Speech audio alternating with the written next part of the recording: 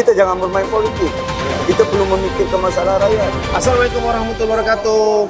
Selamat malam kepada penonton Demi Sabah.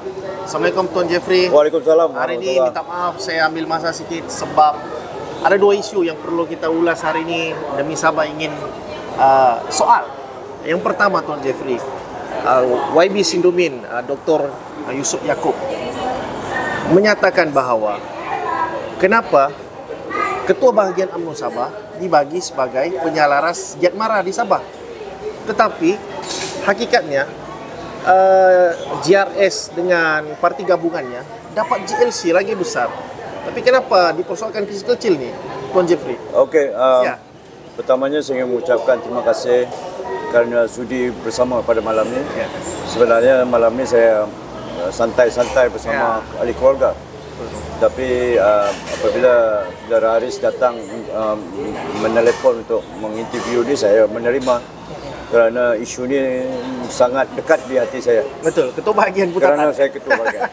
Jadi saya melihat YB Sindomin ni kurang arif lah, kurang memahami, kurang fakta untuk menceritakan tentang penjawatan pengurusi penasihat lembaga penasihat Giat Mara Parlimen Putatan. Sebenarnya untuk makluman Datuk Dr. Yusof, ini tidak ada allowance.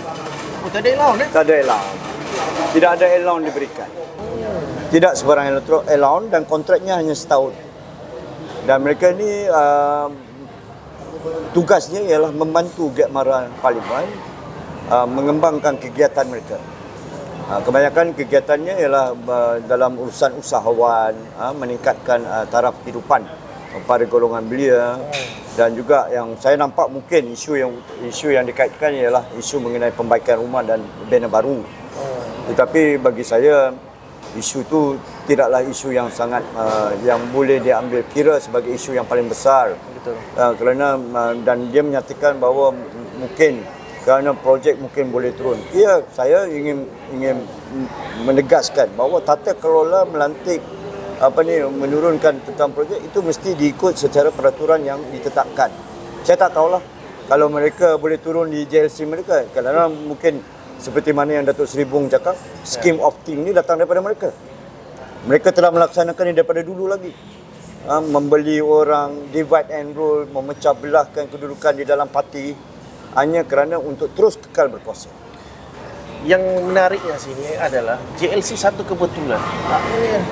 Benarkah ya satu kebetulan? Okey, contoh saya kebetulan dilantik JLC.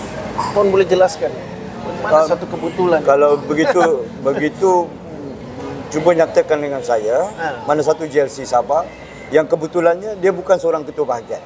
Dia bukan seorang yang memiliki sebarang jawatan di dalam PJRS. Nyatakanlah. Baru itulah, bukan itu secara kebetulan. Saya mengambil kira juga datang kenyataan Datuk Seri Masidi Manjun menyatakan bahawa JLC Sabah ni dalam keadaan yang rugi betul. Jadi saya tak faham di mana silapnya. Kalau kita tidak ada peluang melantik ketua bahagian daripada PJRS untuk menduduki sub pengurusi JLC, lebih baik kita melantik orang yang mempunyai merit, mempunyai qualification, mempunyai pengalaman dan tahu to become the independent, to create the idea, membuat keputusan yang baik untuk JLC tersebut. Jadi keperluan kita untuk tahap ini mesti dibuat sekarang. Sebab kalau JLC rugi itu duit rakyat noh. Ya, sudah tentu, sudah rakyat pasti. Rakyat pun nak tahu untung ke rugi ya. Yes, betul. Betul. Jadi bagi saya pelantikan yang saya berterima kasih dengan Datuk Seri Masidi Manjun yang menyatakan bahawa JLC Sabah ni dalam keadaan yang rugi. Kan mungkin ada syarikat juga yang untung, tetapi kebanyakan majoritinya rugi. Jadi saya berterima kasih kepada dia menyatakan. Jadi dalam keadaan sekarang ni di negeri Sabah kita menghadapi sebanyak masalah negeri Sabah, masalah infra yang paling, saya dah berkali-kali cakap masalah infra, masalah air, masalah elektrik. Jadi JLC juga mesti memainkan peranan yang penting. JLC Sabah mesti memainkan peranan yang penting, membantu kerajaan. Kalaulah dia sudah rugi, macam mana nak bantu kerajaan negeri untuk menghadapi masalah-masalah infra? Betul. Jadi, Dr. Jeffrey, kesimpulannya di sini untuk masalah yang dikatakan adalah pelantikan politik ini, JLC, penyelaras ni, itu antara sesuatu yang macam remeh-temeh. Kita mau pembangunan anak Sabah ini dengar projek-projek pembangunan, peluang pekerjaan. Jadi boleh tuan nyatakan kepada saya ingin memperingatkan Datuk Dr. Yusof. Kami dilantik untuk diberikan tugas dan amanah untuk membantu pembangunan di kawasan. Dalam politik zaman kini, kita perlu tolerate di antara parti, apalagi di negeri Sabah yang memerlukan toleran yang sangat tinggi bagi pembangunan infrastruktur. Rakyat Sabah tidak mahu tengok kita berbalak, tidak mahu tengok kita bergaduh. Tetapi rakyat Sabah mahu tengok mana parti yang boleh memberikan khidmat yang baik kepada ini. Saya bagi peringatan, kami pemimpin yang baru. Pemimpin yang lama tu sudah berada di parti lain. Mereka tu pernah berada di parti kita. Betul lah Datuk Seri Pung cakap. Kamu pernah berada di dalam UMNO, mendapat segala keistimewaan daripada UMNO. Dan kamu berada di tempat sekarang kerana kamu berada di dalam UMNO. Jadi mana satu sekelumit di hati kamu untuk mengenang budi dan jasa UMNO ini kepada kamu. Kacang lupakan kulit. Lebih kurang begitu. Terpulang pada dia. Tetapi rakyat memikirkan dia seperti kacang lupakan kulit. Jadi harapan saya untuk melihat, kerana anak-anak muda sekarang tidak kenal siapa pemimpin lama. Anak-anak muda ingin melihat negeri Sabah dapat memberikan peluang pekerjaan kepada mereka. Keadaan struktur, infrastruktur kita dalam keadaan yang baik. Taklah berlaku macam contoh di kawasan saya hari-hari tentang masalah air dan elektrik. Kota Kinabalu tu. Kota Kinabalu. Suburban. Dekatan. Lagi kan? Jadi mana kedudukan kita sebagai seorang ahli politik? Kita jangan bermain politik. Kita perlu memikirkan masalah rakyat.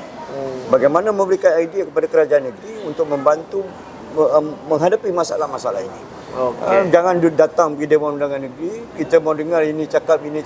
Sedangkan kami sudah baru dilantik, tapi kami sudah mula untuk meningkatkan mutu Giat Marah ini di Parlimen supaya dapat berkhidmat kepada rakyat di kawasan itu dengan lebih baik, lebih cekap dan lebih efisien.